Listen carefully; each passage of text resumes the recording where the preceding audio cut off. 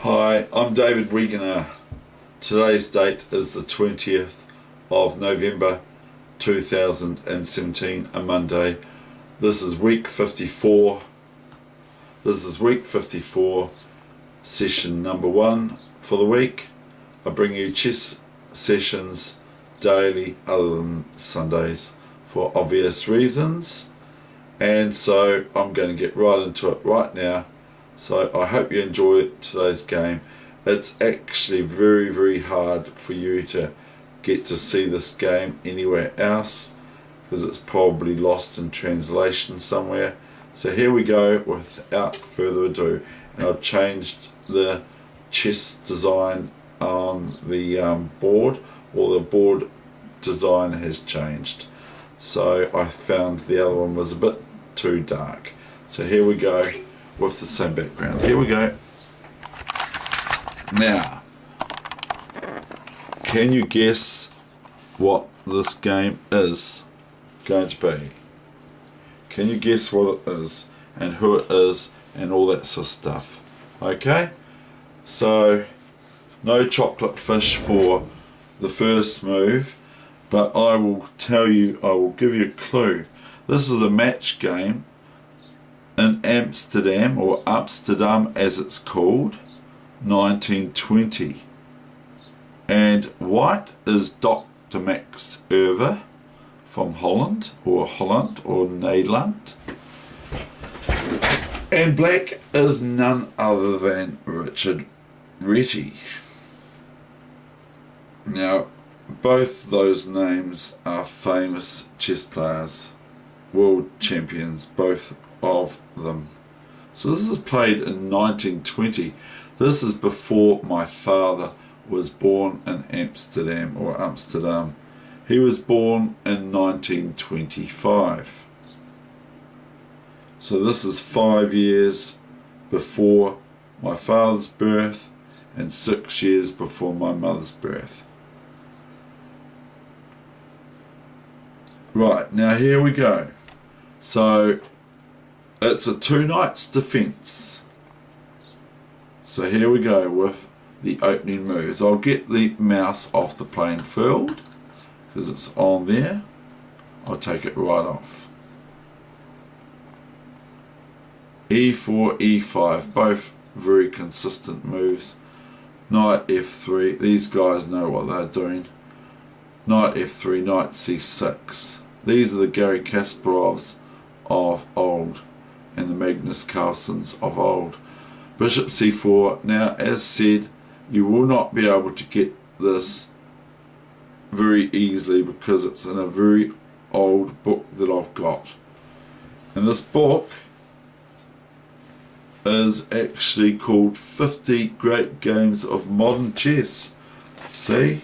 And it's 4/9 in price, and it was published 1946.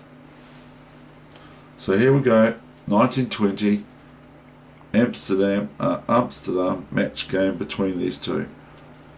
D4, E4.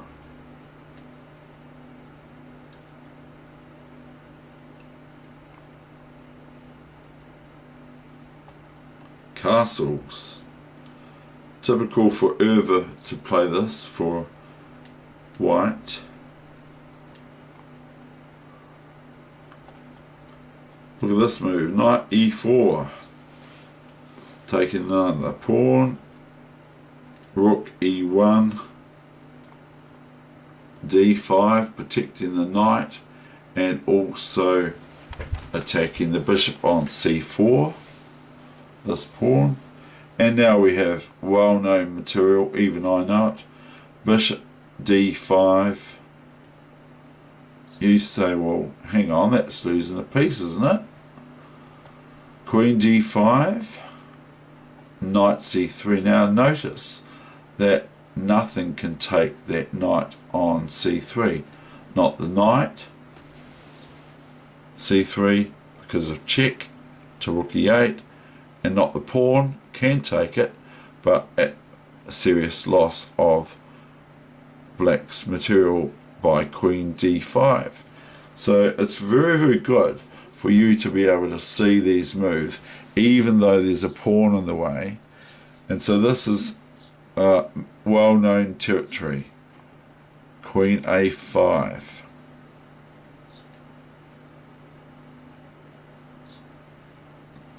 This is the best square for the queen, since it is not so liable to attack by the knights as it would be on king's rook 4 on h5. So this is the best place for the queen. Now we've got a situation here happening that goes, what's happening here? So knight takes pawn. This is a mistake. Better is knight takes knight. Okay, to which black would reply bishop here, because there's actually very dangerous checks, discovery checks, if this bishop doesn't come here or so. So book gives knight e4, bishop e6. Knight e4 is best for white here. Knight d4, knight d4, queen d4. Now I believe that queen d4 is given as a mistake,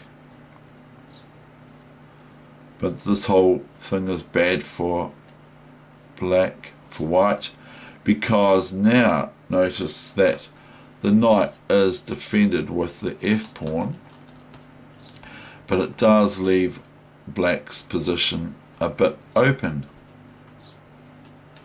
If knight takes knight, okay, we have a very, very easy move. I won't even do a variation of queen takes rook on e1 is checkmate.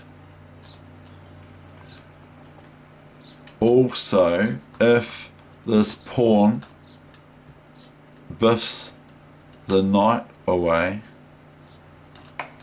okay, this is going to be a variation because I want to show it to you, then black merely pins the queen on d4 to the king on h1 and wins the queen as a result of that. And still notice that knight takes knight is no good here. Other than bishop d4, we've got queen e1 checkmate again. So this is no good. So after f5, we have bishop g5.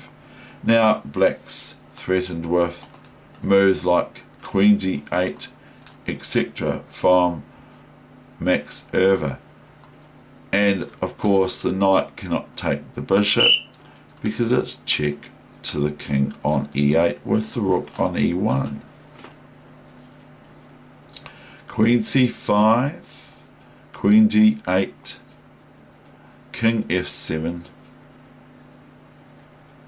knight e4, f e, rook a d1,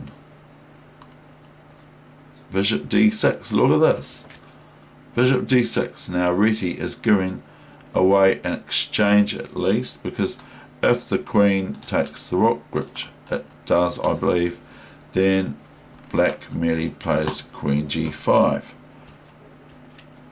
which is what's happened. Now we've got f4 happening.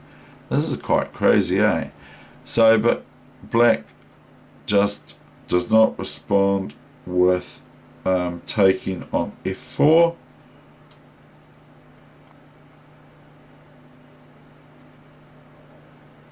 Goes queen h4, rook e4, bishop h3. You might ask me why. Well, one thing is, after rook e4, black is threatened with queen e8, and it's pretty devastating what's happening here. So let's just play a dummy move. Oh, we're not going to be allowed to. Okay, let's black's move. We'll play a dummy move, okay? Then black would be beaten with this move, quite frankly. After this move, then we can just win the queen eventually on h4, because sooner or later, even if bishop here, we've got this move here, queen check, king here, and we can choose which way we want to win here. We can win this way, but it's all right still.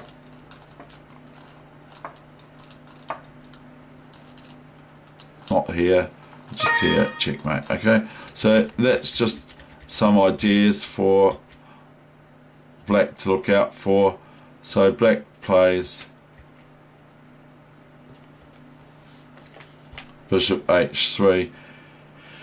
Then we've got queen takes rook. Another rook is taken. So now it's two bishops versus two rooks and queens. Bishop c5 check. Now black cannot worry about king f1, as everyone can see. Queen f2 is checkmate because it's defended by the bishop. Now these are quite hard moves to see, particularly for junior players or for new chess players, because they don't want to put their queen there because it looks like it can get taken, but in this case it cannot.